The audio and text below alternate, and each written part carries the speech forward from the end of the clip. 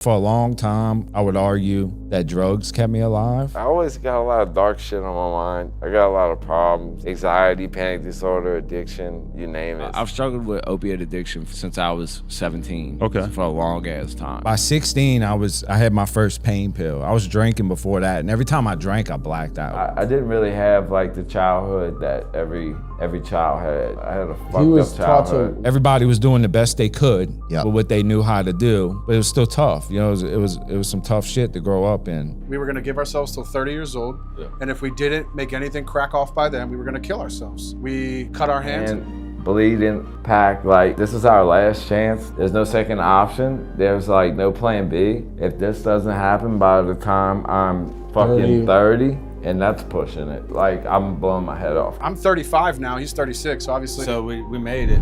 I don't think it's hard to figure out that me and Ruby both have drug addiction problems. We both struggle with a lot of mental illness shit. My papa had passed away when I was 16, and he was like my dad. You know, at that point, I was just like, you know, like this is too painful. I can't deal with this. Fuck it. You know, I came across a pain pill. Somebody gave me a Vicodin. You know, before that I was like completely straight edge, like never fucked around with anything. Right. Somebody gave me the Vicodin, and after I felt how that felt, I just like took off running. It was the first time in my life that I was comfortable in my skin. I felt like my whole life, I like there was something off, like I didn't belong here. I was like, fuck, I want to feel like this every day. Like I get it now. I wasn't doing music anymore. I became a hermit. The only time I would leave the house is to go meet my friend by the gas station, buy a gram a day, which was like $200. Got to the point where he was like, yo, bro, like if you don't quit this shit, we can't, you know, we can't I'm not do gonna this. do this shit. You know, everything happens for a reason. Everything has its place for a reason. To me, it just shows how amazing it is that we've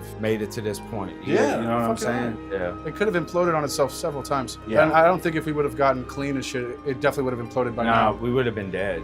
Yeah. I mean, you can talk about the dysfunction, but we would have been dead. Yeah. It's a mistake because he's seen it. Like I've tried so many times to get off of it. It's a battle. You keep trying to fight all the time and you keep fucking losing, you know, because it's real hard. Right. But at the time when I was young, all my role models were like Wayne and shit like that. You know what I'm saying? Like he was sipping lean heavy, so I started sipping lean heavy. Being a product of my environment where I grew up, you know, seeing people with guns and shanking people. I got shanked myself when I was 12.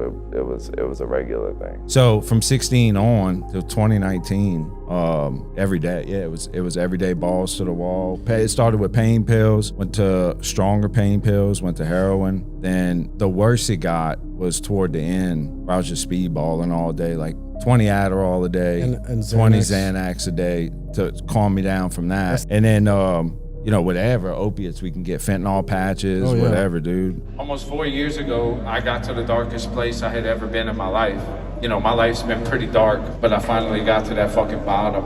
And I got to a point to where the drugs wasn't helping me get by anymore. There was no amount of drugs I could do to help me or make me feel better. The music wasn't helping me anymore. None of this shit was helping me no more.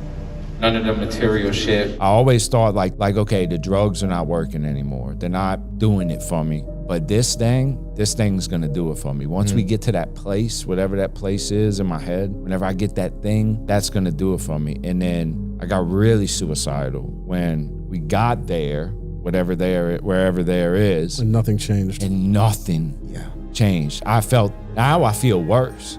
Cause if this don't work, what's gonna do it? And that's when I really started to spiral. And Everybody slips sometimes, you know what I'm saying? Even including myself. You know, sometimes you realize like, oh shit, I need to chill out on this. Right. But I try to check myself first. So I don't can have help that check off him. button. He doesn't have that off button, so I got to be there for him and like support him as My well. frontal lobe is just gone after years. Like he said, he's been doing this for like more than 10 years. The whole suicide thing is like, a lot of people take it as being like emo or depressed music or negative music, but it's really just connecting. It's therapy. I can only tell you my real experience.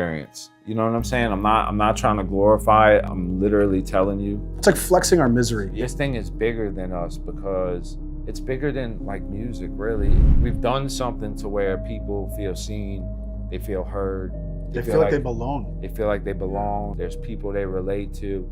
They've seen us come out of the struggle, so they feel hope. Because they can relate on us. Relate to us on such a deep personal level. Because what we're talking about is like really deep and strong and shit that grabs you. Not just in the bottle, popping clubs, or I'm better than you and you ain't shit. Right. Like, we're on some like real, so the support has been like people being like, dude, if it wasn't for your music, like, I wouldn't have gotten through this day. I wouldn't have gotten through this year. I wouldn't have gotten through this. Yeah, this shit has saved our lives, bro. I don't know any other force or consequence that might have been powerful enough to make us even consider to go get help and get clean. You know what I'm saying? Because we had something to live for. We had something to lose. Yeah. And not just the business, not just the label, but each other. Yeah, it's bigger than us, dude. I mean, we employ people, and it's way bigger than me, him, and it's bigger than any of us. I think what's good about me and him being like a group, you know, rather than individuals, is like we can check if each I'm other, in a funk, you know, he can pull me out of it. If he's in a funk, I can pull him. He's out like of the it. only person. Like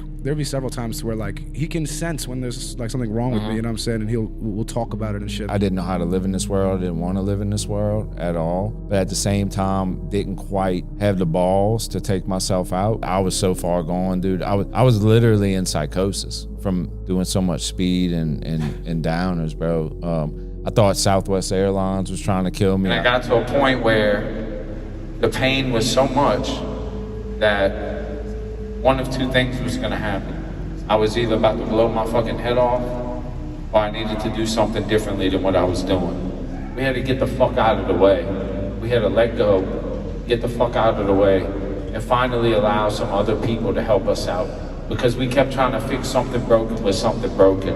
And every time we did that, it got worse and worse and worse and worse. The answer for me has been getting involved in the 12-step programs. Yeah. It's been more of a spiritual answer rather than the material.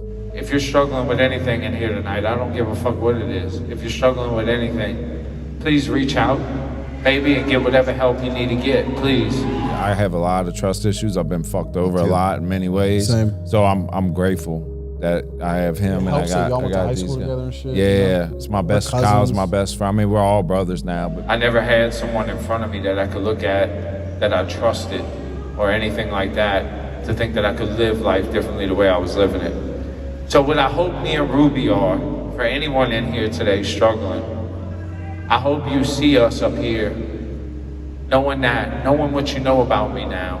I hope you see us up here, and I hope that you see that there's hope that life can get better.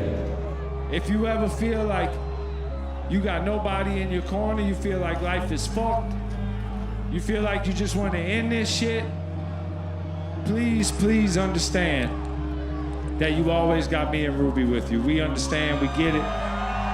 Y'all are forever our family, y'all are forever our brother and sister.